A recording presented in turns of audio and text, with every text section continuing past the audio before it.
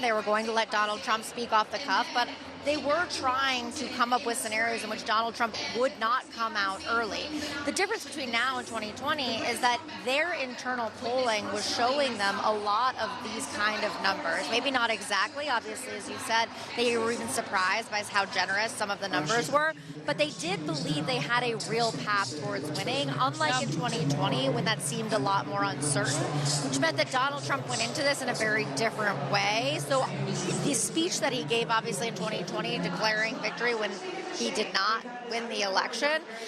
We'll see what he says tonight, because we know that, again, he was in a very different place. The election is in a very different place than when he came out then. Also, the access of influence around him is so different. Like 4 years ago, Rudy Giuliani was in the White House, intoxicated, according to testimony from other aides who were there, urging Trump to go out and declare victory. He's now down the riser from us this evening. He was not at the Mar-a-Lago event.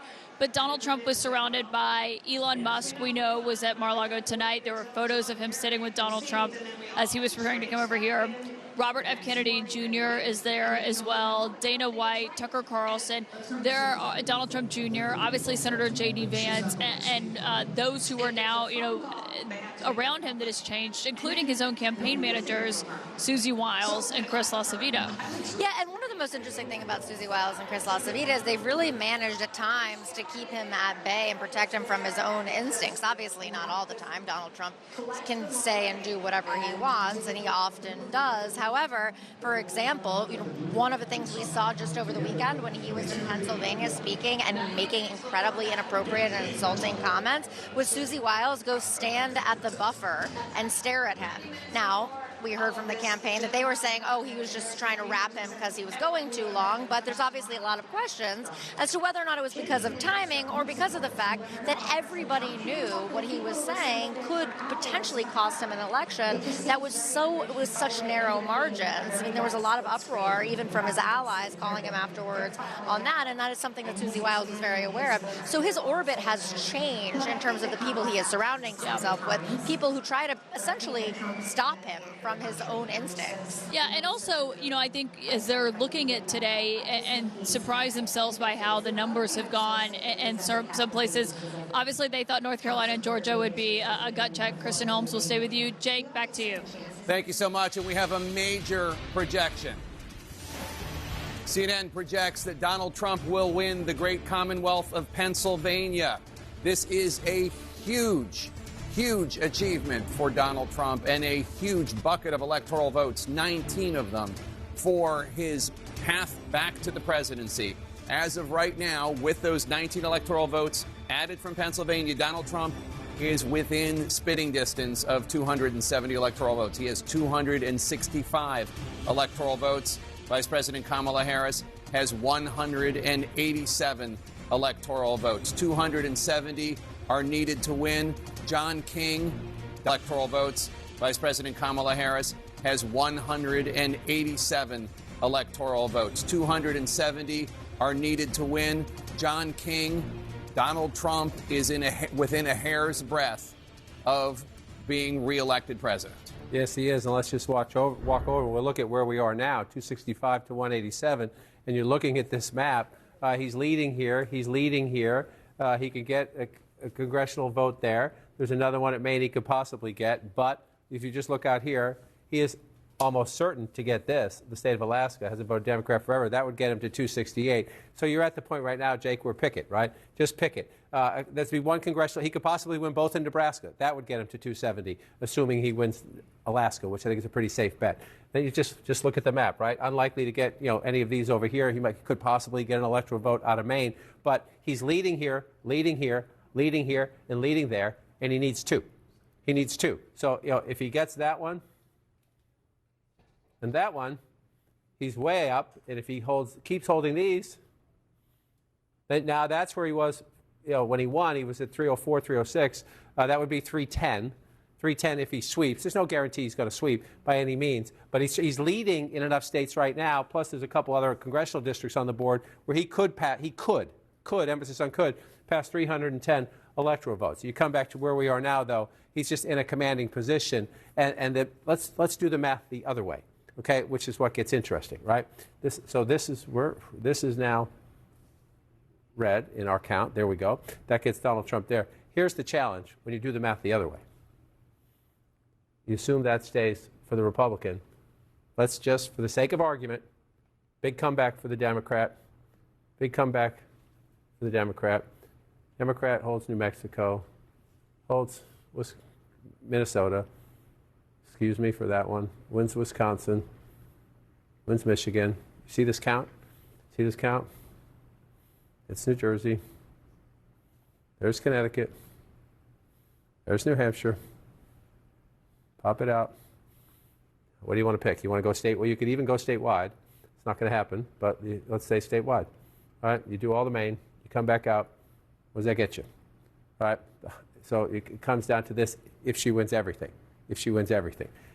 The Pennsylvania is what makes Donald Trump, again, we're not done until we're done, but Pennsylvania, in every path she had, any reasonable, plausible path to 270, included the Commonwealth of Pennsylvania for the Vice President of the United States. So you get to a place now where as you come back over here, you're just looking at this map and you're saying, is she going to win Alaska?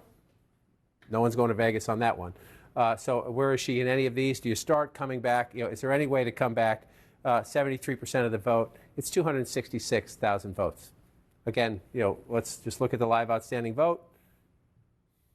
Let me move this up so you can see it better. Yes, the outstanding vote in Michigan is disproportionately Democratic, but there are a fair amount. See those big red circles? A fair amount of Republican votes out there. When you have a 266,000 vote lead and a map that looks like that of what votes out, again, I don't do impossibles, but I do improbables, and that's improbable. You come over here to Wisconsin, again, 119,000 votes ahead. That's come down a little tiny bit. It has. But it's a state won by 22,000 votes in the last two elections, and Donald Trump is ahead at the moment by 119,000 votes. And so, again, you're looking at what's left. You're at 92%. Sure, the biggest is here, but look at those. Those are modest circles for Republican votes as well. Essentially, in chess, she's blocked. Donald Trump's not across the line yet because we have more states to go through, but she is essentially blocked from getting to 270.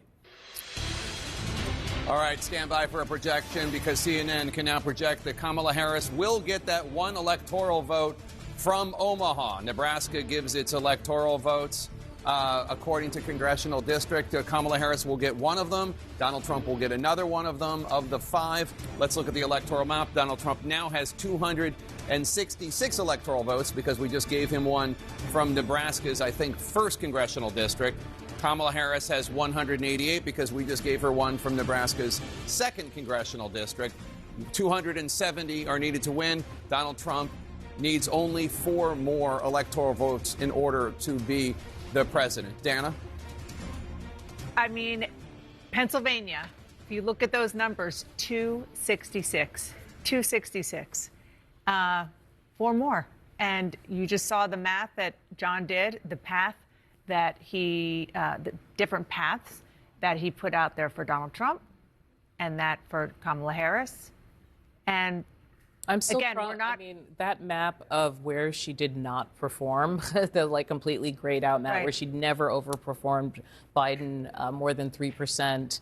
That's just rough. I think there are two stories here. One is the burden that she faced, and to go back to the very beginning of the night when we did the right track, wrong track. 26% of the country thinks that the nation is in the right track. 72% think they're in the wrong track. And when it came to the performance of Joe Biden, it was 41% to approve to 58% disapprove. So she had an enormous burden. And people are unhappy with the way the Biden-Harris administration has run this country for the last 4 years, and she did not succeed. I'm not sure it was possible for her to succeed in somehow positioning herself as an agent of change and distancing herself from Biden. There's another part of the story, though, we got to talk about, which is Donald Trump. The fact is that when you go back to January 6th of 2021 to today, it is an extraordinary comeback. He was a pariah when he left town on January 20th, refused to even go to the inauguration. There was the vast majority of members of his own party wouldn't be seen with him. He, over the course of the 4 years, he proceeds to win himself back into the party. declares right after the tremendous defeat of the Republicans, there was certainly an unsuccessful showing in the midterms in 2022, wins a contested primary, and this is his party. This is these voters. Not just his party. What? It's not just his party now, and that's it's his country. I mean, we have to be careful. We haven't called it yet, but Pennsylvania makes it extremely tough for Kamala Harris, and that's one of the things. I mean, the Trump side of this, one of the most extraordinary dynamics that we didn't necessarily see coming was that there still was a hidden Trump vote. Everybody even those who are big supporters of Donald Trump would tell me, well, now they're loud and proud. People who are MAGA are very open about it, and so on and so forth. Except if you look at just these exit polls across these states and then nationally, there are so many pockets of formerly Democratic sort of coalition voters who have moved in an extraordinary way. I mean, Latino men, an 18-point swing for Donald Trump. He got 18 percentage points more among Latino men than he did in 2020. Also, the campaign made this concerted effort to go after the never Trump vote, being out there campaigning alongside Liz Cheney, talking about having Republicans in the cabinet. It seems like that did not move people, that is still, in some ways, the never Trump community is kind of a homeless community, and it didn't help Democrats in this conversation in really any of these states. You don't get the sense that there was this vast, as you said, hidden vote that somehow pollsters missed or that people voted in secret. That kind of conversation, it just looks like it didn't pan out.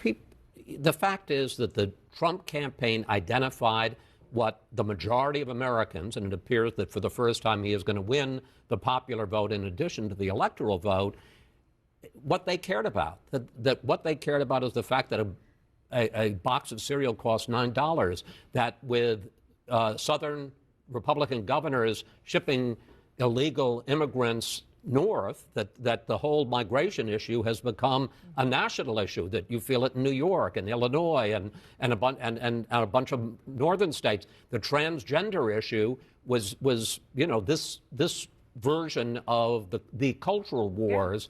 Yeah. And, people were surprised at the fact that he spent more money on the transgender issue than he did on the economy or immigration in terms of advertising. And it obviously seems to have worked like gangbusters. So he really identified what the concerns of the majority of Americans was, and he played to it. And she faced this overwhelming burden that people just didn't like the direction of the country as it stood now after 4 years of Biden and Harris. Yeah, well, and, the big term of 2024, Anderson, is the manosphere. And we're all living in the manosphere now. Dana, let's talk about some of, mistakes that were made, things that weren't looked at, or, obviously there's going to be a lot of finger pointing. There's going to be a lot of navel gazing. What stands out to you? Listen, I'm still convinced that Kamala Harris performed better than Joe Biden would have tonight. I just think that there were so many of us, even those of us who didn't like Donald Trump, who after the debate performance couldn't in good conscience vote for Joe Biden for 4 more years. But there were tremendous headwinds here. I think there was a misreading, and I'm guilty of this to some degree, of a lot of people don't like Donald Trump, the man, but they felt better when he was in office. That's just the fact. It's the border. It's feelings around crime, feelings around the economy. And I think there was this very powerful ad, the Republican Jewish Coalition, that was all over the airwaves. A bunch of women sitting around, Jewish women, just saying, I can't stand him, but I felt like we were supporting Israel and we were stronger and we were tougher. And I think that resonates with people. Yeah.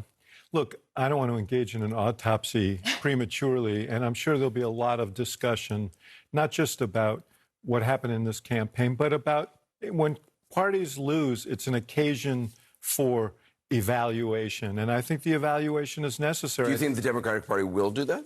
I think I think it will do that, and it should do that. And as I was saying to you guys before, I appreciate the Democratic Party because I think it believes in the use of institutions to help lift people up, and that we're a better country when you do. But the Democratic Party has become more of a suburban, college-educated, professional party, and it still feels allegiance to working people, and it still tries to fight for working people, but it approaches working people like missionaries, like Margaret Mead would approach the natives, and they come and the Democrats say, we want to help you become more like us. And the implication is that somehow if you work with your hands or work with your back, that you're less than. And these are the people who make our country go. And they deserve respect and dignity. Everybody deserves that. I think Kamala Harris tried to express that in this campaign, but it has to be more of an exercise over 90 days of a campaign. It has to be a really rethinking. I mean, we talk about, you talked, Van, about solar panels and so on. I don't even understand how people can question that we need to do something about climate change, given the catastrophes that are besetting us now. That said, if you make your living extracting fossil fuels and old energy from the ground, and you make a good middle class living that way, and you have to give that job, and people come to you and say, for the good of humanity, you're going to have to give up your good middle class job. That obviously doesn't sit well, and there needs to be an honest discussion about that. I think the Democratic Party has to do that. But let me just say one other thing, because I pushed one of your hot buttons there. Don't worry. But Kamala Harris... Me too. There'll be plenty of critiques and so on. Kamala Harris completely overperformed expectations. I think she handled herself with a lot of grace. I think she did... She probably turned in one of the great debate performances that we've seen, to the point where now, the guy who appears to be the president-elect, Donald Trump, didn't want to debate her again. And I think she tried to appeal to the better angels of people's nature. And so... I'm not I was just going to say, it was this moment that I realized America just elected the guy who said they're eating the cats and they're eating the dogs. So I'm just taking a moment to take that in. But go, Van. Yeah, look, I think Kamala Harris had to do two things. She had to introduce herself and disqualify Donald Trump. She tried to do that by saying that she was on the economy, for the people, middle class, contrasting his kind of rich as hell kind of thing. She tried to do that. The border's an issue. She tried to be tough on the border and accused Trump of playing politics on the border. And she thought abortion was going to really make it work for her. She just got beat by, her own words. Her own words from 2019. And also some during the campaign. And more recent ones as well. If you look at Trump's ads, Bidenomics is working. Whoever came up with Bidenomics needs to be put in the corner someplace. So then, because she doesn't separate herself, then she says, not a thing comes to mind. So she doesn't separate herself from Biden, and then the whole transgender thing. So the ads just beat her to death on tying her to the economy, tying her to Biden, and tying her to weird stuff. Yeah. And so there was really never a great response. And then to your point, the ad that came out that was beating Kamala up around fear about Israel not being protected.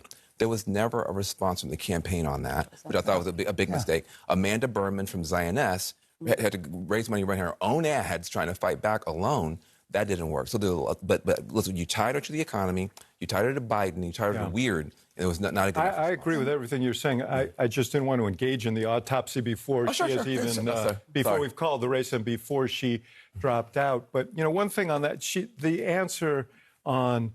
I can't think of anything offhand about where she would differ with Biden, was disastrous, and there's no doubt about it. The question is what motivated it, and whether she just felt she did not want to... Loyalty. Yes, loyalty. And so she should have just said, look, I'm grateful to him. I'm proud of many of the things we did together, and I'm not going to critique him. I'm talking about the future. Would have been a better answer. But, it's easy to be on the sidelines. I think, look, you can critique whether she's the correct messenger or not. I think the message, right? When you're selling a product that Americans don't want to buy, it doesn't matter who the messenger is. So I think the Democratic Party needs to sit back, talk about navel gazing, sit back and think, what were we selling? What are the American people looking to buy, right? Maybe it's not Green New Deal. Maybe people like driving. Listen, I'm just telling you. You got to keep 330,000 clean energy jobs, and people are still digging about it. I get it, but I'm saying pretty good. There's something afoot here. When you look at that map of the counties that she won by 3%. All right, Donald Trump taking a victory lap of sorts. I do not think that, as far as I know, any major news organization has declared him to be the victor, but it certainly seems that he is on his way to that point. And there he is giving a generally, as far as he goes, unifying and generous speech. He invited to speak his campaign managers, as well as Dana White, as well as his running mate, Senator J.D. Vance of Ohio. Maybe I have missed something. Has anybody actually declared him? In any case, Fox has. Fox has. Okay. Well, in any case, he's well on his way to that point. So, and if you notice, he did not dispute in any way the results of this election. So obviously, he is feeling more confident in it than in another scenario. I think there was one in that long speech with all the weave. There was one key line: America has given us an unprecedented mandate. Now, it may not be unprecedented, but there's no other way you can read these election results than he has received a mandate. Received a mandate in his personal victory in the Senate, the Republicans taking the Senate and picking up more seats than were expected. He said that they'd taken the House. They haven't taken the House yet. Nobody has declared that. But I don't see any other way to read this than that he has a mandate to fulfill his agenda. 100%. And I think one of the things that's so significant about that is that the Democrats treated his first term as a fluke, because he lost the popular vote and won the electoral vote. And in that sense, it was to a degree, although that has certainly happened in history before. This is a sweeping victory. And John and I were going over the margin of error, even in the blue states, New Jersey and New York. He significantly shrank the partisan chasm in those states. And we have declared that the Republicans are going to take back the Senate. We do not know what's going to happen to the House, but he does have a sort of mandate without question. Yes, and he talked in this speech about the promises that he's made, and he said he's going to keep them. And so some of the most clear promises that he has made are on the economy, very, very sharp tariffs that have been controversial in the business world and among economists. Assuming that he gets that through, assuming that that happens, we will see if that is true or whether it will help. On the immigration front, which was, since the minute he came down that escalator in 2015, a huge topic for him. This time around, he has said point blank, he is going to engage in mass deportation. We'll see how that works. We'll see just even the mechanism of that. And the other thing that I don't think we should lose sight of is that he has said very clearly, multiple times, that he will go after and prosecute his enemies. And how he will go about doing that, what that means for who would be his attorney general, we will have to wait and see. We also should remember that if he is the person that raises his hand and takes the oath of office January 20th, 2025, thanks to the Supreme Court, there will be far fewer guardrails, checks on him legally. That will be the law of the land, that he will be able to do a lot more. And not to mention, the federal indictments against him will almost surely disappear. They're gone. Absolutely. They'll disappear. Yeah. Yeah, he talked about putting the last 4 years behind us. Maybe those are some of the things that'll go away. And, you know, I also want to recognize something that Dana White said at the UFC, where he said this is karma. Just to hear that through the lens of his supporters, that they feel that between his convictions, impeachments, et cetera, that he has been persecuted and that this was their response to that. That was like a huge applause line in that room.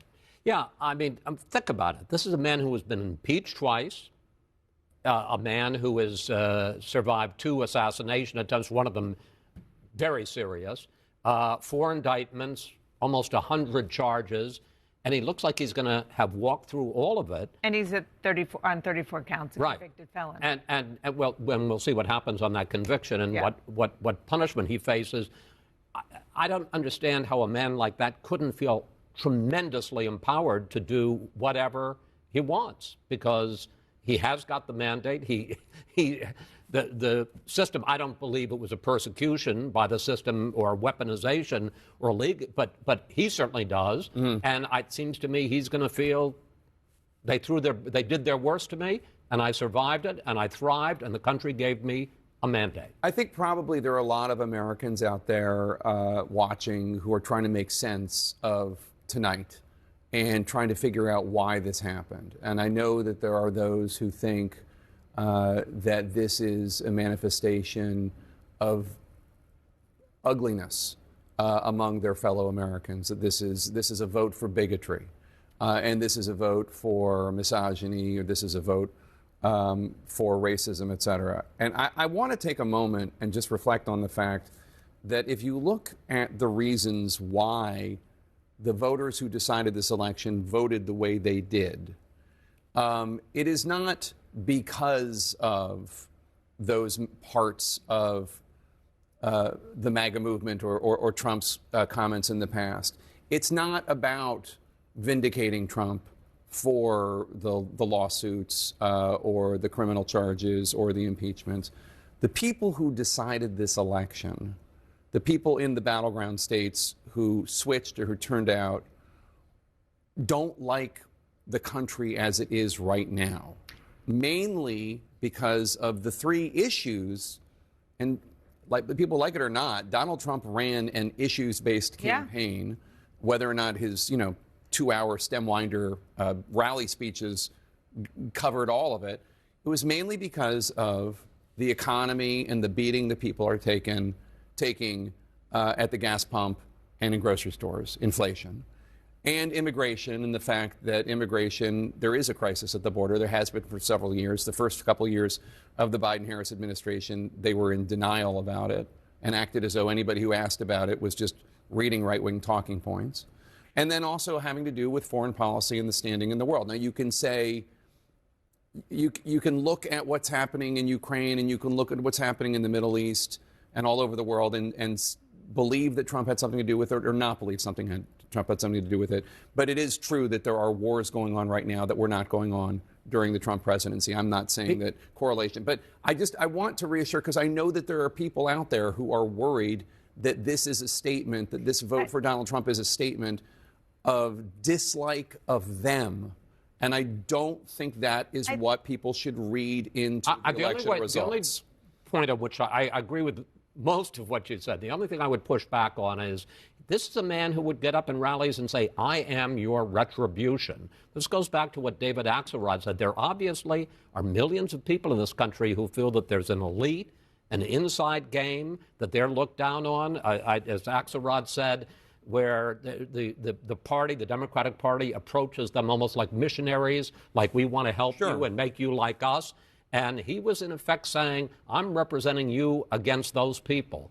I agree that a lot of it doesn't have to do with misogyny and racism, but I do think that there's we talk about one of the big dividing lines here is college-educated people versus non-college educated people. I think there is certainly a class element. I'm not dismissing any of that. I am saying that the people who either swung their votes, changed their votes, the people who decided this election. I'm not saying all 85 million or however many people ultimately ended up voting for Donald Trump did so for one monolithic reason. I'm just saying I think that people need to think about the economic reasons first and foremost. That's what I was just going to say, is that one of the things that I think maybe the biggest thing that Donald Trump benefited from was the fact that he had been in the White House before, and the economy was better. Whether it was on him or not, the economy was better, and people remembered that, and that is such a fundamental across the board for pretty much everybody who voted for him. Let's bring in Caitlin Collins, who is at Trump campaign headquarters. Caitlin, your takeaways from what we heard from Donald Trump.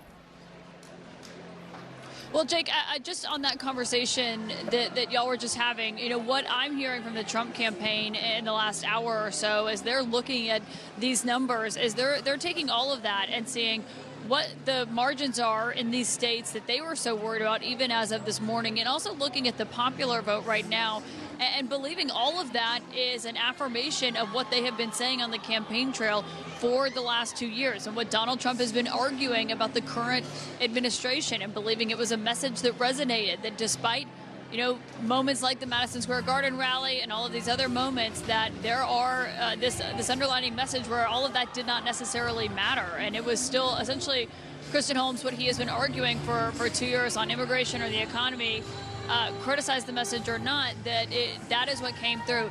And I think the other thing that stood out from him being on that stage tonight was the power sources around him. Susie Wiles getting up there, she did not speak. She was the only person he called to get on stage who did not say a word into the microphone. And actually adamantly shook her head that she wasn't going to speak. And is maybe one of the most powerful and influential people of this campaign that was up there on that stage tonight. Absolutely, and her name's already been floated for chief of staff. There's a lot of people around him who believe that if she wants that job, she can have it, and that she's the best person fit for it, because they believe she is somebody who can keep him at least somewhat in line. Again, it's former President Donald Trump. We know that he is not somebody who can be controlled, but for the most part, Susie Wiles has done a very good job at trying to keep him in line as much as you possibly can. And one thing I just want to point out on what you were saying about those issues like immigration, crime, and the economy is that when we saw Kamala Harris ascend to the top of the ticket, there was an argument inside of the Trump campaign. They kept pushing out that it would be, if Donald Trump could beat her, it would be because they would be able to link her to the current administration and the unhappiness that Americans felt, particularly when it came to issues like immigration, crime, inflation. And they believed, they kept pushing that message, trying to drown out all the other noise, particularly the noise that comes with having Donald Trump as a candidate, somebody who is a loose cannon, somebody who says whatever. If they could drown him out with this constant messaging about the economy in particular, about crime, that they could win this election. And if that is why the American people voted, and I'm sure we're going to pour through the exit polls and pour through the data as to why they were right during that time. And obviously we saw the enthusiasm that came with Kamala Harris's ascension, but their point during all of that was, at the end of the day, if he can make the case that she is tied to the current administration, then they can make the case to win in November. And I can guarantee you they believe and they feel very good about the fact that they stuck to that messaging. Again, Donald Trump did not always stick to the messaging, but the campaign themselves was pushing that. Whether it was the ads or what the surrogates were saying, that was something you saw constantly. It was a different campaign than what we'd seen in the past. Obviously, the candidate himself was the candidate. We were at the Madison Square Garden rally, but the campaign, there weren't major staff shakeups weeks before the actual race, and that was really a question of the closing message. Also, whether that would affect it. A lot of them, even inside the campaign, began to feel that way. Obviously, today changed their perspectives. And just looking also on that stage tonight, Ivanka Trump was there with Jared Kushner. They were standing to the far right, just off camera.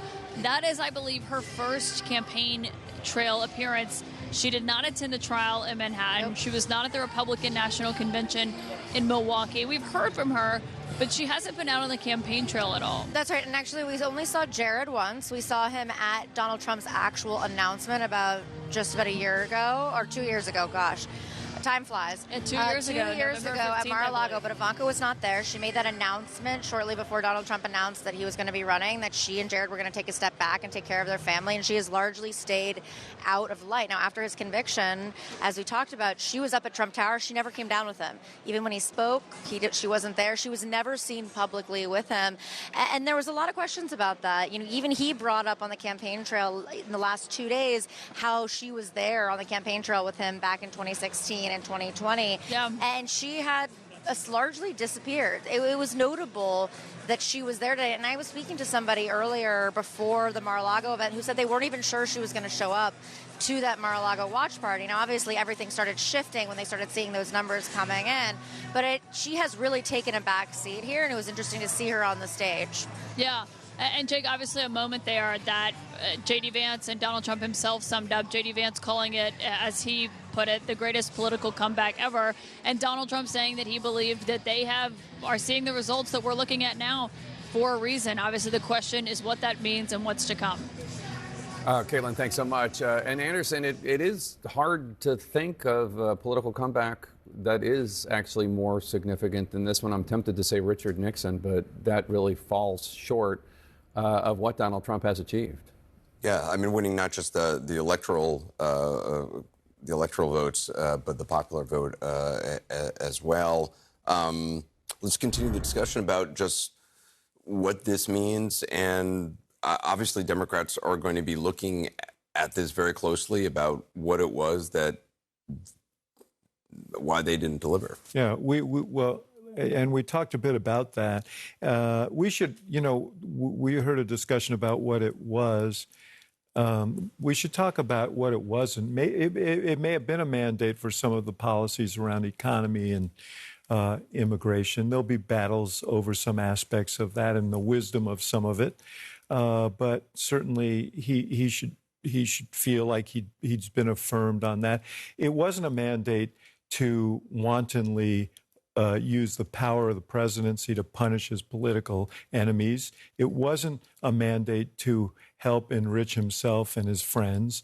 It wasn't a mandate to single out groups in our society for scorn or worse. I'd love to hear from Van on this, but let's be honest about this, okay? Let's be absolutely blunt about it. There were appeals to racism in this campaign, and there is racial bias in this country, and there is sexism in this country, and anybody who thinks that did not in any way impact on the outcome of this race is wrong. I'm not saying that was the main reason that Kamala Harris lost and Donald Trump won. And I think they ran honestly, strategically, his campaign. And I've said it many times. They ran a very smart campaign. It was an ultimately rational, well-conceived, and well-executed campaign for an often irrational candidate. And they overcame him to sell his message, or the message that they thought he should be selling to the country. But let's not confuse what this was and what it wasn't. Let's be very clear-eyed about it. I think it's going to be a long time for us to figure out what it was and what it wasn't. I hope that it goes the way that you said. But I do think it's bitter in the mouth, the racial and gender dimension of this. And the only way that you can kind of begin to see it, if you don't see it right away, is, can you imagine a woman of color acting like Donald Trump acted, even for one day? The kinds of stuff that he said, the kinds of things that he did, the way that he would insult people. If you're a person of color, you don't feel you have that freedom. You feel like you really are somewhat constrained. You're always running something in the back of your mind like, how am I going to be perceived? And also, if I say this, will they think that all black people are this way or all women are this way? So there's a license that he had to just be a fool, just to be an obnoxious ass to everyone. And for people to go, well, he can still be president. There's nobody who doesn't have that phenotype that feels that free. And so I do think that what I'm hearing from people is, what do we have to do to be acceptable? I'm hearing from women of color, like, from people see things very, very differently. I just want to make sure people, like, Kamala Harris, look, she's not Oprah or Beyonce. She's not like some untouchable black woman in the popular, but she is a respectable woman, and she's somebody who served in all three branches. She served in the courts, she served in the legislature, she served in the executive branch, she served local, state, federal. She should have been qualified enough to be able to not have this sort of an outcome. And just give me a second now. And so then I think what happened last time when Trump won, everybody ran to the economic argument. The Tea Party was just people, they had economic anxiety. That's all it was. But the people with the most economic anxiety were black and brown people who at that time did not join the Tea Party. So I just don't want to take out that many things can be true at the same time. I would just say this. Maybe you got a bad messenger and a bad message. Kamala Harris has never run an election in a state that wasn't 100% Democratic. She's been elected in the state of California her entire career. She's run as a prosecutor. She ran for AG. She ran for Senate in a blue state. So she's never had to build a coalition. She's never had to really campaign. When she ran for president the first time on her own, she tanked. She didn't get anywhere. And then so when this came about, this opportunity came about, she didn't run again. She's never been battle tested. And actually, you've said this before. Running for president is a skill. Barack Obama wasn't good at it when he started. Right. There was no racism at it. Barack Obama got good at it. You helped him get good at it, right? And so maybe she's just a bad messenger, selling a bad product. No, I mean, look, I think, again, You don't think there's any validity to that? No, I think that there are plenty of ways to critique her as a candidate. I think there'll be time to do that. I think the fundamental point, and it's been made again and again and again tonight, no one, I don't care how good a candidate you were, it's very hard when there's a 28% right track number in this country, when people have 2/3 of the country think the economy is bad, regardless of whether it is or, you know. No, again, I'm saying not just messenger, I'm saying the message as well. But no, yes, but that is all true, but that doesn't obviate the fact that there were some people who probably voted against her.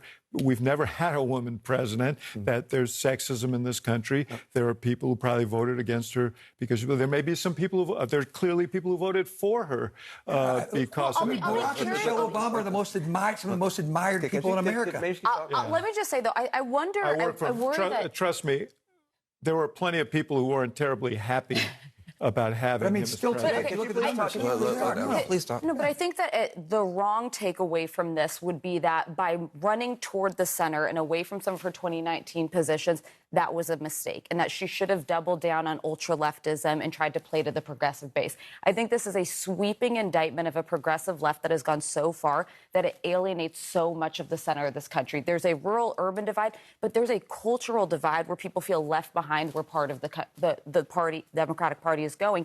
And I do think she was right to moderate. That's what she should have done. But she had a 3-month, basically, window to do that. She's somebody who was not battle-tested, and she was wearing the brunt of Joe Biden in her own positions in 2019. That was a terrible position to be in. Donald Trump on the brink of a stunning victory. Votes still coming in. We're also tracking the fight for the control of the House. A lot more ahead.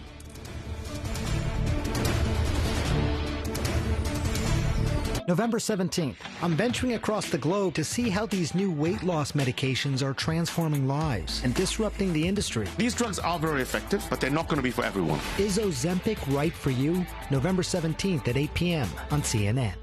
They are trying to shut down this legal loophole to get 100 milligram generic Viagra or 20 milligram generic Cialis delivered to your door for just 87 cents in less than 2 minutes. Do this. First, scan the QR code to go to getfridayplans.com. Then, you select if you need generic Viagra or Cialis, the quantity you need, and the dosage. I'll pick 100 milligram, thank you very much, and then their system will see if you qualify. Give it a second to find the best deals, and boom. Look at that. 87 cents for each 100 milligram generic Viagra tablet. 20 milligram Cialis is the same price. The prescription and shipping are free. Scan the QR code to go to getfridayplans.com and see for yourself. Don't wait. Scan the QR code now before it is too late.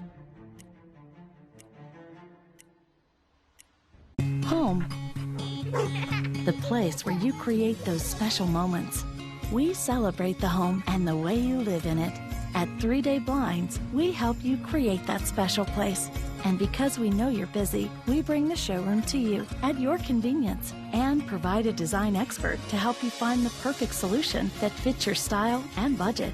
3 Day Blinds. You'll love the treatment. Call or go online right now to schedule your free in-home design consultation. I'm Jonathan Lawson, here to tell you about life insurance through the Colonial Penn program. If you're age 50 to 85 and looking to buy life insurance on a fixed budget, remember the 3 Ps. What are the 3 Ps?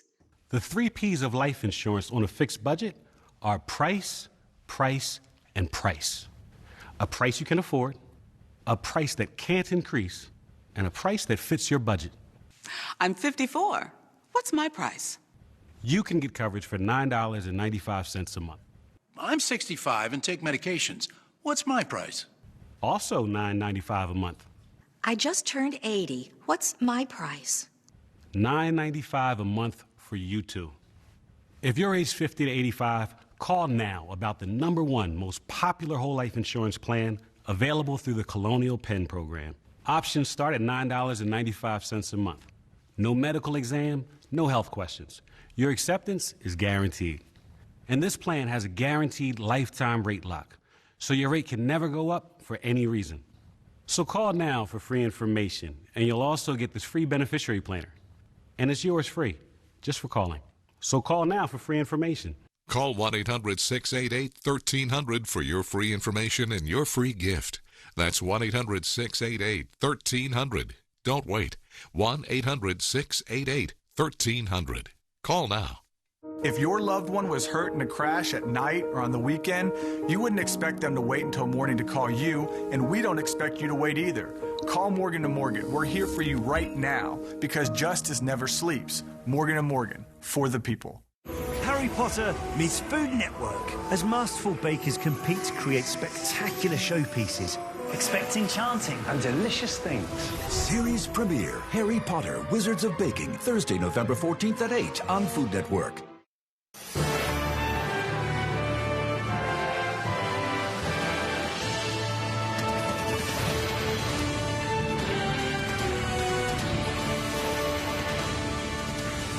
It's an historic election night with Donald Trump poised to win back the White House. Let's take a look at where the electoral vote count stands right now. Donald Trump has 266 electoral votes. Kamala Harris has 195 electoral votes. The magic number, obviously 270 needed to win. Donald Trump is 4 short of that. So let's look at the states, the battleground states that we have not called yet. Michigan, Donald Trump 52.6%, Kamala Harris 45.6%. Donald Trump a 320,916 vote lead. That's with 81% of the estimated vote in from the Wolverine state. In Wisconsin, Donald Trump 51.1%, Kamala Harris 47.3%. Donald Trump with a 120,903 vote lead in a state with 94% of the estimated vote reported in. In Arizona, Donald Trump 50.4%, Kamala Harris 48.7%. Donald Trump with a 31,223 vote lead. That's with an estimated 54% of Arizona's vote reported in. Nevada, Donald Trump 51.5%, Kamala Harris 46.8%. Donald Trump with a 51,805 vote lead with 76% of the estimated vote in. So, John King, what are we waiting for? To see how bad the shellacking is. This is a shellacking for the Democrats tonight. The question is how bad. A shellacking for the vice president. Right now, we still haven't called. We haven't called Michigan or Wisconsin or the western states, Arizona and Nevada, but the former president is leading in those. The Republicans will take control of the Senate. The question is how high do they go? And we're still waiting on control of the House, which now becomes vital. Donald Trump with the presidency and a clear majority in the Senate. Won't get to 60 votes, but 55 maybe. It's possible, maybe even higher than that. So the House comes everything. But now you're looking at this. Here's one way to score it. We're not done yet, but Donald Trump is winning the popular vote by 5.2 million votes. Another way, he's winning with more than 51% of the vote nationally as you look at this. To get to 270, to officially get there, Donald Trump, let's just sneak over here just a little bit. Either we call Wisconsin or Michigan soon, but we don't even have to get there. When Alaska comes in later, that would get him to the edge, and he wins one congressional district in Maine. So Donald Trump is knocking on the door. He's going to get there. He's going to get there. I was going to say barring this, that, or the other thing. He's going to get there. I'm probably not supposed to say that on television. We haven't projected it yet, but he's going to get there. So here's another way to score this. Excuse me for turning my back. This is where we are right now. That number could change. We have 50 states. The Republicans are winning 31-19. In a football game, if you lose like that, the coach gets together and says, what should we do differently, right? Ronald Reagan, Mr. Wallace and I were both child prodigies, so we were around, we remember this. Ronald Reagan won 49 states, In the next election, George H.W. Bush won 40 states over Michael Dukakis. And some Democratic governors, Bill Clinton in Arkansas, Jim Hunt in North Carolina, Roy Romer was out in Colorado. Some Democratic governors, Lawton Childs, believe it or not, a Democratic governor of Florida. Governors like that got together and said, we have a problem, Democrats. What are we going to do about it? This is going to be a fascinating conversation in the days ahead, because you see these three states right here, the blue wall states, right now, they're not done. It's possible the vice president picks up one of them. But right now, the math is pretty damning for her right there. Democratic governor, Democratic governor, Democratic governor. What do the Democratic governors say? Arizona right now is going Republican. We'll see what happens. Democratic governor. Where are the people going to stand up, Jake? That's my biggest question, and say, Houston, we have a problem. How do we fix it? Back in the Bill Clinton days, that was the Democratic Leadership Council. They said the party was too liberal. A lot of those conversations, you just had one at that table over there, are happening tonight. A lot of Democratic incoming tonight to me is Democrats need a new way to talk about urban America. They need a new way to talk about crime, and they need a new way to talk to counter Donald Trump's what the Democrats call fake populism. The voters today don't seem to see it that way, but the Democrats say it's fake populism. So how do we answer? Why are working class voters? Why is that happening out there, right? So that's what the messaging problem is Democrats are texting about. And when you say, well, what are they talking about? Well, this is what they're talking about. Again, Mr. Wallace and I were standing on a platform here in 1988 when Michael Dukakis rode the tank in Warren, Michigan. That's Macomb County. Donald Trump is getting 58% of the vote right now in Macomb County. Those used to be Democrats. Those are blue-collar workers who work with their hand a few miles north of Detroit. A lot of them are unionized, union members. 58% of the vote. He got 53% there 4 years ago. So in an election where Democrats are trying to pull back blue-collar working-class voters, Donald Trump took more. We're not at the final count yet, but there you see it there. And so then you come here to Oakland County. This is your more affluent suburbs. Again, when I started doing this was Republican territory. Just want to take a look at it. Donald Trump at 42% there in 2020.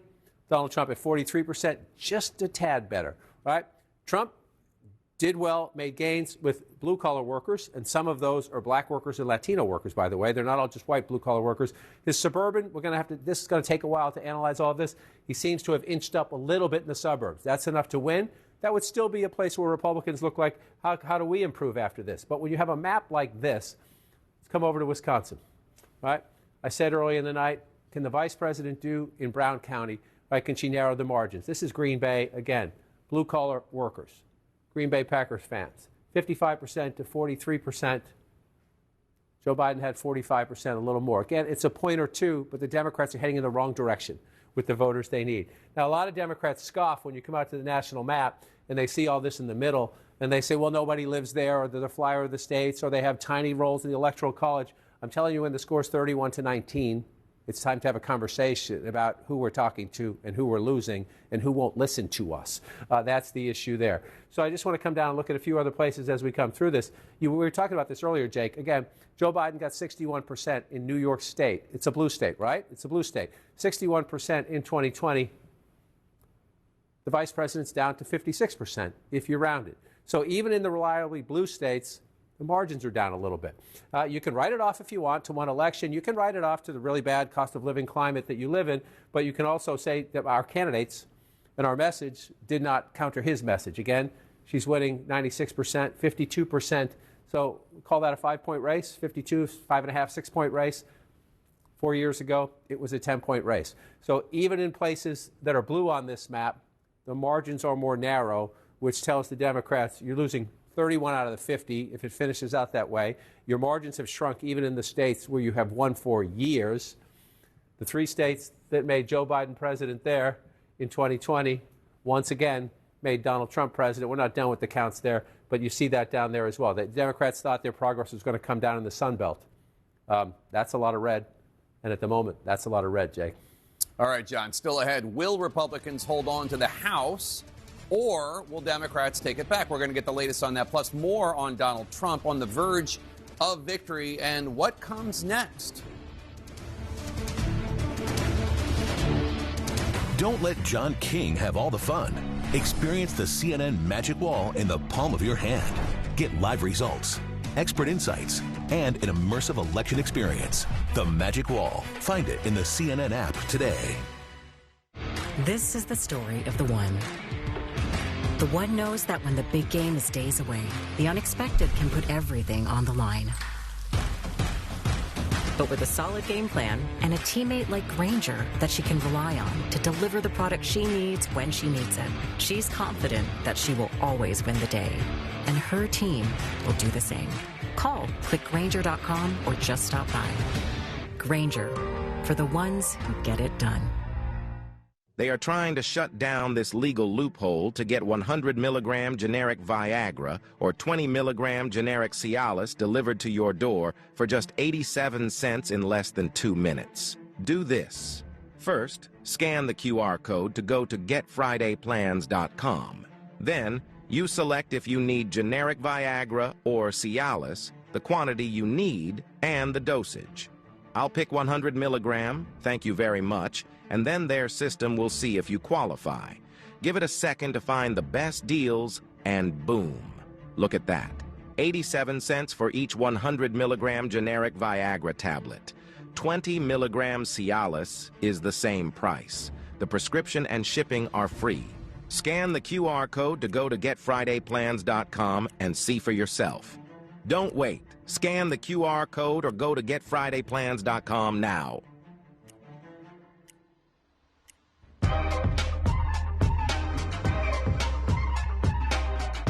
Don't you want some more? 'Cause I can feel your love. I can feel your love. A heart attack? Do they have life insurance? No. But we have life insurance. John. I'm trying to find something we can afford.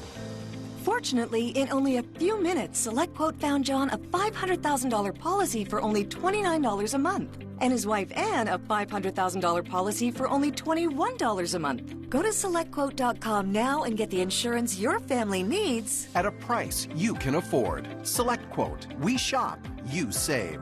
Reignite your passion with custom anniversary bands from the Jewelry Exchange. 2-carat Fancy Lab bands, $14.90. 1-carat Classic Natural bands, $9.90. Half-carat Natural, $4.99. Unlimited choices guaranteed to appraise for double. The Jewelry Exchange Direct. I got this $1,000 camera for only $41 on DealDash. DealDash.com. Online auctions since 2009. This PlayStation 5 sold for only 50 cents. This iPad Pro sold for less than $34. And this Nintendo Switch sold for less than $20. I got this KitchenAid stand mixer for only $56. I got this barbecue smoker for $26. And shipping is always free. Go to DealDash.com right now and see how much you can save. As a gynecologist, I'm embarrassed to say this. We use deodorant on our armpits, and we kind of make women feel bad about body odor that they get on other parts of our body. That's why I created Lumi Whole Body Deodorant for pits, privates, and beyond. It's clinically proven to block odor all day, controls odor for 72 hours. Soap can't do that. And since your pits and privates go everywhere you go, keep them confidently fresher with Lumi. That reassurance is priceless. To learn more, go to LumiDeo.com. Who should be the CNN Hero of the Year? Visit CNNHeroes.com to vote. Donald Trump now 266 electoral votes, just 4 shy of the 270 needed for him to return to the White House. There's another battle going on in Washington, the fight for control of the House of Representatives. Boris Sanchez is looking to current balance of power there. Boris? Yeah, Jake, 2 important projections to bring you 2 flips in crossover districts, beginning with a 22nd House district in New York. This is up in upstate New York in the Syracuse area, a district that 4 years ago Joe Biden won. Democrat John Mannion defeating Republican incumbent Brandon Williams to take that seat, and we anticipate flip it for Democrats.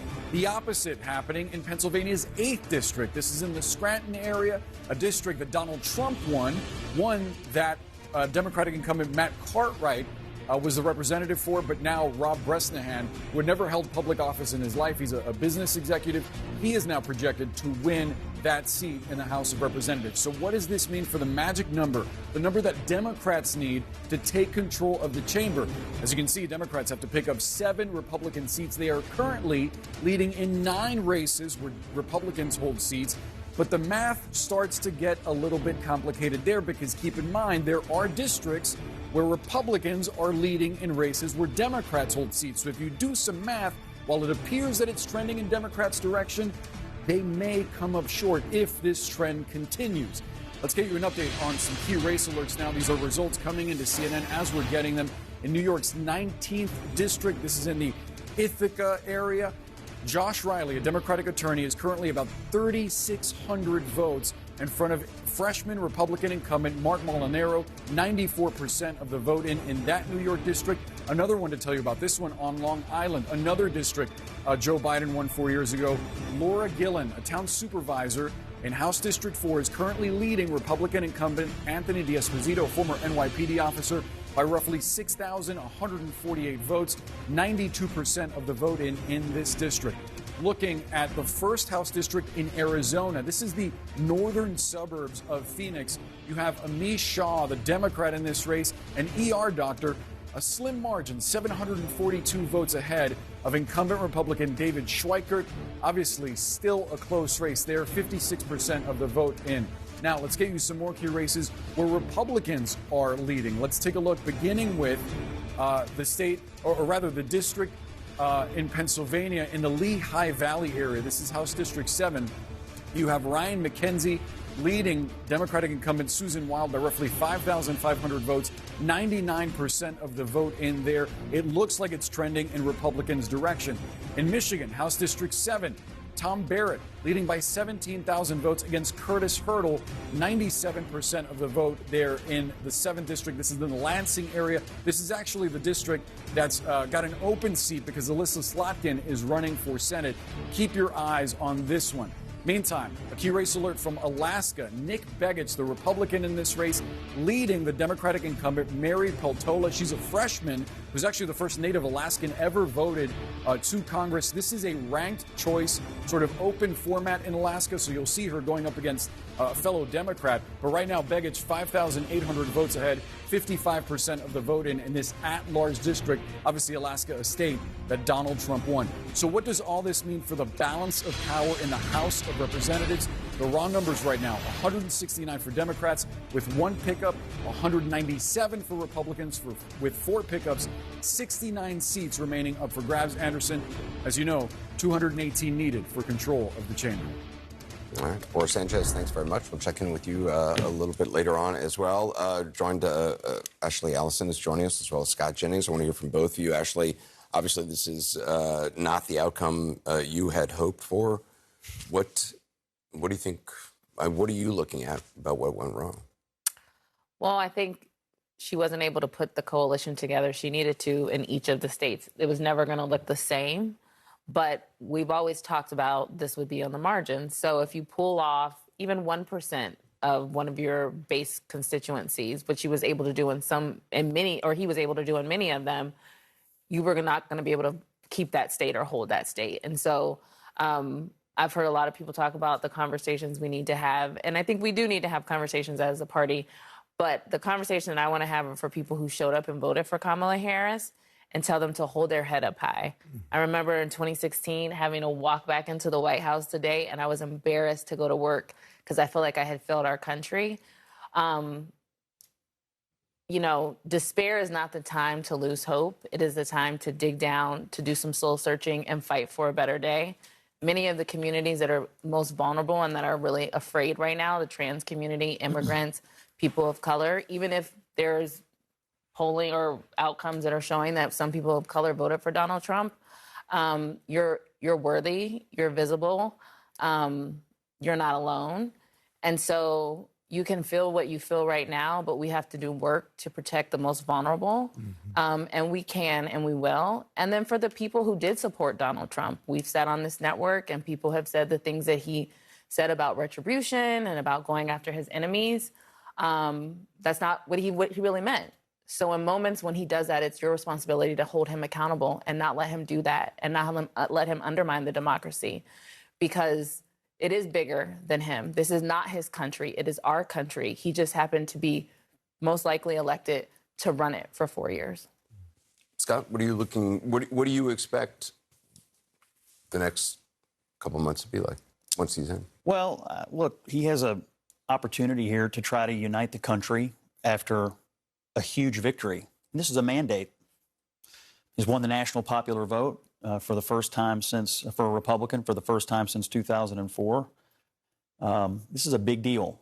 This isn't backing into the office. This is a mandate to do what you said you were going to do.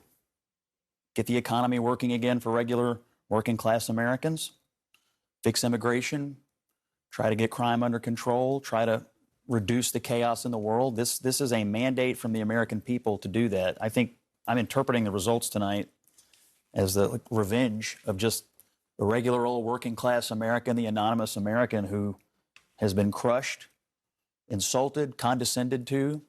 They're not garbage. They're not Nazis. They're just regular people who get up and go to work every day and are trying to make a better life for their kids, and they feel like they have been told to just shut up when they have complained about the things that are hurting them in their own lives. I also feel like this election, as we sit here and pour over this tonight, is something of an indictment of the political information complex. I mean, we've been sitting around here for the last couple of weeks, and the story that was portrayed was not true. I mean, we were told Puerto Rico was going to change the election. Liz Cheney, Nikki Haley voters, women lying to their husbands. Before that, it was Tim Walz and the camo hats. Night after night after night, we were told all these things and gimmicks were going to somehow push Harris over the line, and we were just ignoring the fundamentals. Inflation, people feeling like that they were barely able to tread water at best. That was the fundamentals of the election. And so I think that both parties should always look at the results of an election and figure out what went right and what went wrong.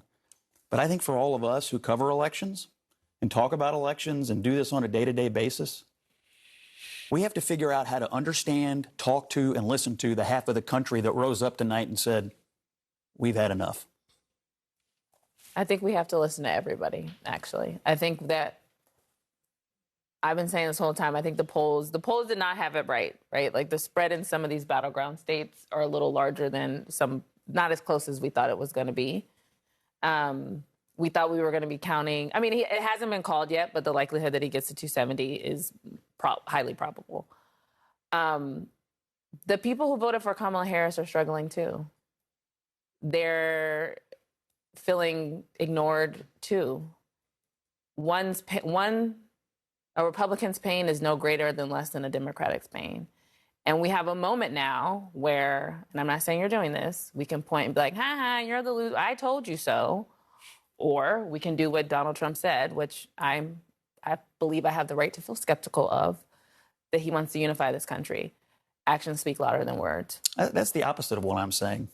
And I think for Van and for you and for Axe, I mean, I've been on the losing side of tough nights here and in my professional life. It's not easy to lose a race like this. One of my most crushing nights was 2012. I know it was one of your best, and one of your best because we were there in the same state together.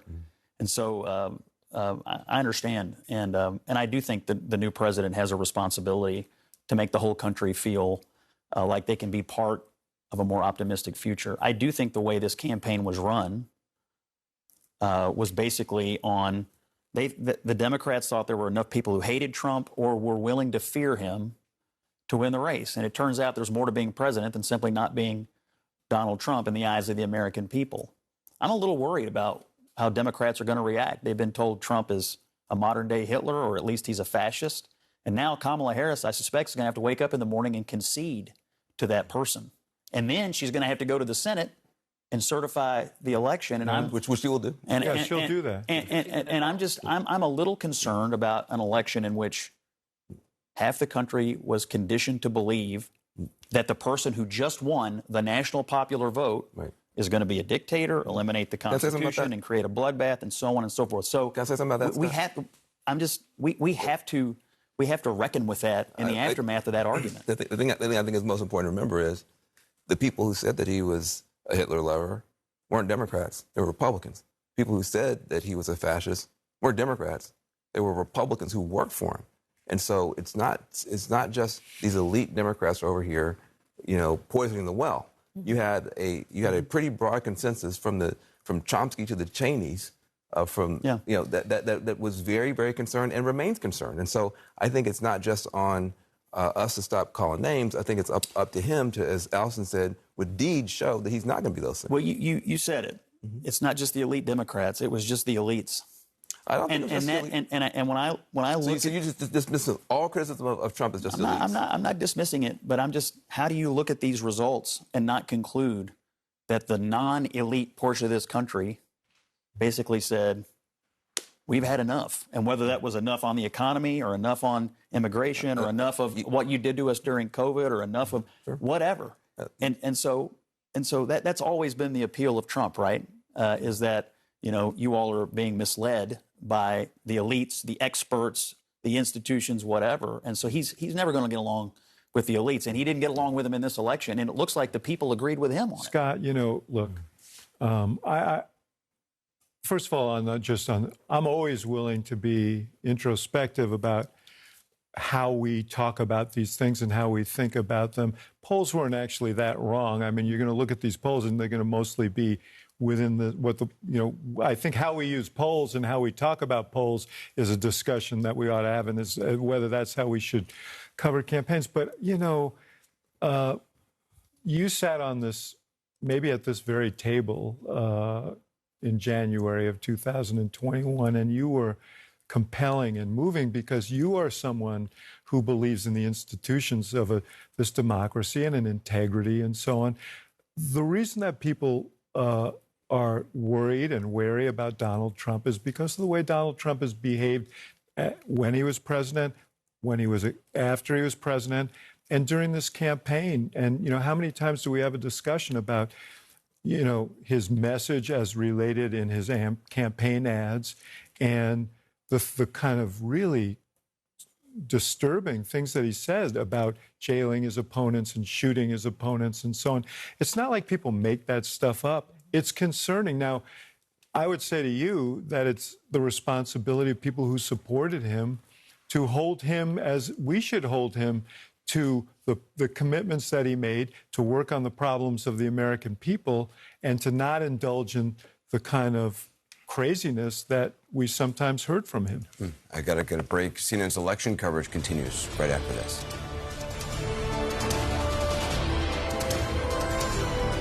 November 17th, I'm venturing across the globe to see how these new weight loss medications are transforming lives and disrupting the industry. These drugs are very effective, but they're not going to be for everyone. Is Ozempic right for you? November 17th at 8 p.m. on CNN. They are trying to shut down this legal loophole to get 100 milligram generic Viagra or 20 milligram generic Cialis delivered to your door for just 87 cents in less than 2 minutes. Do this. First, scan the QR code to go to getfridayplans.com. Then, you select if you need generic Viagra or Cialis, the quantity you need, and the dosage. I'll pick 100 milligram, thank you very much, and then their system will see if you qualify. Give it a second to find the best deals, and boom. Look at that. 87 cents for each 100 milligram generic Viagra tablet. 20 milligram Cialis is the same price. The prescription and shipping are free. Scan the QR code to go to getfridayplans.com and see for yourself. Don't wait. Scan the QR code or go to getfridayplans.com now. Nearly 1 in 4 U.S. consumers have been a victim of identity theft, even when they did all the right things to protect their personal information. I did everything right, but an institution that had my data didn't, and now my identity's been stolen. Banks, hospitals, employers, and other institutions all have your personal information too, and when they're exposed, careful monitoring of your accounts and credit won't be enough. $110,000 of my hard-earned money gone. The stakes are high, and even if you take steps to protect your personal information, you're not the only one who has it.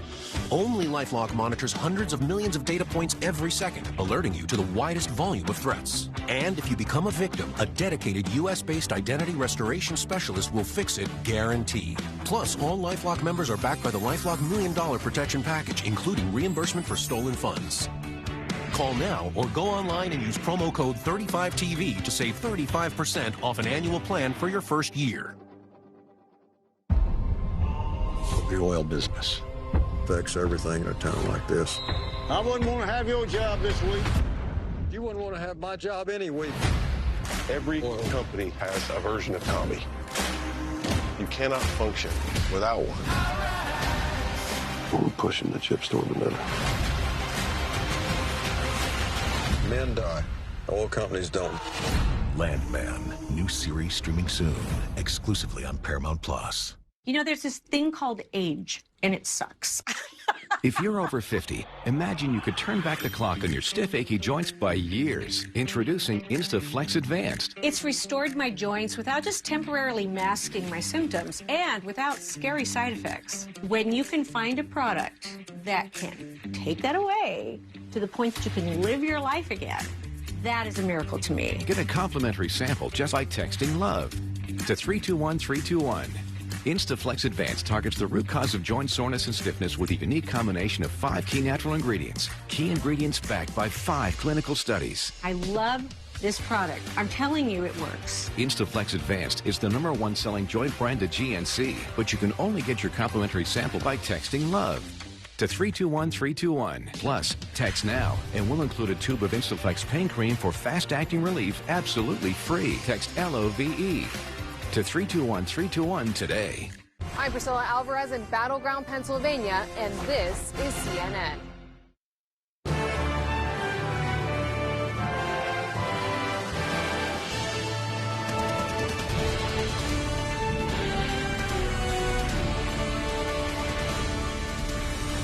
All right, welcome back to CNN's special live coverage election night in America. I'm John Berman in New York. And at this moment, Donald Trump looks like he is about to cap off what is an historic political comeback, dismantling the Democrats' blue wall. You can see right behind me right now, he's got 266 electoral votes, 4 short of the 270 he officially needs to win the presidency. But honestly, all signs point to that right now. Let's get over to Phil Mattingly at the Magic Wall and talk about where things stand. Trump at 266 electoral votes. We haven't officially called the race yet for Donald Trump. What yet still remains? Yeah, let's start there. There's a lot to dig into about what's happened over the course of the last several hours. But start there in terms of he's four electoral votes away from the threshold, right? 270, and he's the next president of the United States. He's not there yet. What's outstanding? Why hasn't it been called yet? First off, we don't call races, you and me. We don't get paid to do that.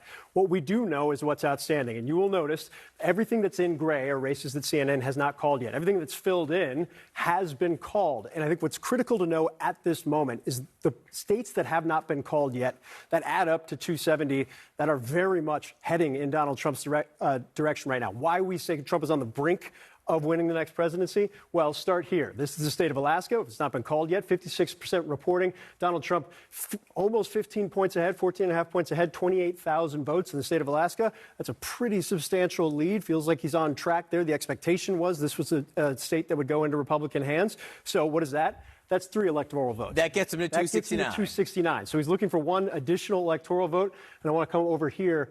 Maine obviously breaks its electoral votes down by congressional district. One of those congressional districts right here, Trump has been favored. The expectation in forecasting was that he would win Maine's 2nd congressional district. Where does it stand right now? Donald Trump with a healthy, nearly 8-point lead with 61% reporting. Add that 1 vote to Alaska. There's your 270. And he's still leading in a number of other states as well. So what else hasn't been called here? You're thinking 2 other blue wall states, Michigan, Wisconsin. You're thinking Arizona. You're thinking Nevada. The biggest tell of the night is the fact New Jersey has not been called yet. If you're a Democrat, and I told you at 4 in the morning or near 4 in the morning, New Jersey still had not been called in your favor, particularly when back in 2020, Joe Biden won this by nearly 16 points. Has not been called yet. There's no expectation that Kamala Harris is going to lose New Jersey, but the fact that it hasn't been called yet tells you a lot. What also tells you a lot is we've been watching 7 battleground states: Wisconsin, Michigan, Pennsylvania, the Blue Wall, the Sunbelt states, North Carolina, Georgia, Arizona, Nevada. What do you notice about all 7 of those states currently? Trump is leading in every single one, or has already been called the winner in every single one. Exactly. And what's outstanding right now, 2 blue wall states. We'll start with Michigan, 83% reporting. Donald Trump up by 324,000 votes. These were states that were decided by tens of 20,000 votes back in 2016. Joe Biden bumped it up a little bit higher than that. That's a huge margin with 83% reporting. Swip over to Wisconsin, always the tightest of the blue wall states. Donald Trump with 96% reporting is up by 108,000 That's votes. a very big margin in Wisconsin, full stop. Yeah, and if you don't believe John Berman, Your mistake. However, go back into 2020. Joe Biden won this by 20,000 votes. Go back into 2016. Donald Trump won this by 22,000 votes. Where are we again in 2024? Donald Trump, with 96% reporting, is up by 108,000 votes. We haven't even gotten into Arizona and Nevada yet, which are still kind of on the early side of reporting, with Trump with decent leads there right now. All 7 of the battlegrounds, Georgia, North Carolina, called earlier in the night, looking towards, either already called or heading towards Donald Trump. So that's where we are. A very good description of why we haven't officially called the race yet, even though every single sign there is pointing to a Trump victory. We are on the precipice of Donald Trump perhaps being declared officially the next president of the United States. Now the question is, Phil, why? What have we seen, perhaps, in some of these key battleground states? Let's go look at Pennsylvania, since everyone's familiar with it, that tells the story of what's happened here. Yeah, so if you look at Pennsylvania, obviously, this has been ground zero for Democrat and Republican campaigns. More than $100 million in ad spending dumped here than any other of the 7 battleground states. This was the linchpin state, that 170,000 vote lead. It's double what Joe Biden won the state by in 2020. If you want to understand why Donald Trump is where he is, why he won this state, why he flipped it back into his column, let's start here. Where are the places that he outperformed his 2020 numbers by 3% or more? That is a significant overperformance compared to the last time. And you see the area where he overperformed in kind of the eastern part of the state, that Joe Biden was able to keep the margins down. He was able to cut into Donald Trump's 2016 margins when Trump was able to defeat Hillary Clinton. These are blue-collar areas. These are areas of working-class white voters without college degrees that Democrats were able to win back behind Joe Biden in 2020. Donald Trump not only boosting his margins back up, but doing it in a major way. The other thing, and I think this has been the biggest concern, look, there were 2 theories of the case coming in to election night. The Democrats said, we have to run up huge margins in suburban areas in particular. In the state of Pennsylvania, Commonwealth of Pennsylvania, you're talking about the collar counties, you're talking about Allegheny County. You need to ensure that Donald Trump doesn't cut in too far into your urban areas. Polling had shown that he was making inroads with black voters. And that would balance out any of Trump's support in these smaller rural counties where he was going to run up huge margins. Let's look at the urban support here. This is Philadelphia County. This is the home of Philadelphia. 12% of the voting population is here. Biggest county in the Commonwealth of Pennsylvania. You look at that margin and say, that's great, right? You must be doing very, very well. Let's look at what happened in 2020. She's underperforming in those urban counties. Now let's push out into those collar counties. This is Montgomery County. This is where Joe Biden blew out the margins back in 2020, winning by more than 26 points. Underperforming. Bucks County. This was a county Joe Biden flipped in 2020. Won it by 4 points. Harris actually losing the county. And that's the case up and down the Democratic strongholds, not just in Pennsylvania, but kind of throughout the blue wall. Before, you were showing where Donald Trump's overperforming by 3 points or greater in all these counties in Pennsylvania. I think it's important to note he's overperforming almost everywhere in Pennsylvania, but by less than 3 points. I mean, that's in Philadelphia and Montgomery County. Everywhere he's doing better. And that leads into kind of what I was getting at initially, which was there was a theory of the case on the Trump side, which was hold down Joe Biden's margin in their strongholds, maybe cut into them, particularly in the bigger cities, in the urban population centers. But then in your strongholds, places like Butler County, obviously everybody familiar with it. It's where the first assassination attempt took place. 65.9% to 33.3%, 99% reporting. What happened in 2020? He's around there. He's kind of matching up with it. You move over into Beaver County, at 58% back in 2020. What's he doing this time around? Bumping it up. So he's going 1%, 2%, 3% throughout the course of those places that you knew Trump was going to win. It was just a matter of how much. I do want to take one step back, though, because this is not a blue wall story. This is not a Sun Belt story. This is not a western part of the country story. If you pull up every single county in the country, you've got more than 3,000 counties in the country, and you show where Donald Trump has outperformed his 2020 results by 3% or more. That's a lot of counties. Look at all the counties. And these counties are not just in white working class communities without a college degree. This is up in New York. This is the reason that New Jersey hasn't been called yet. This is down in Florida. This is in the border of the Texas region. This is out west as well.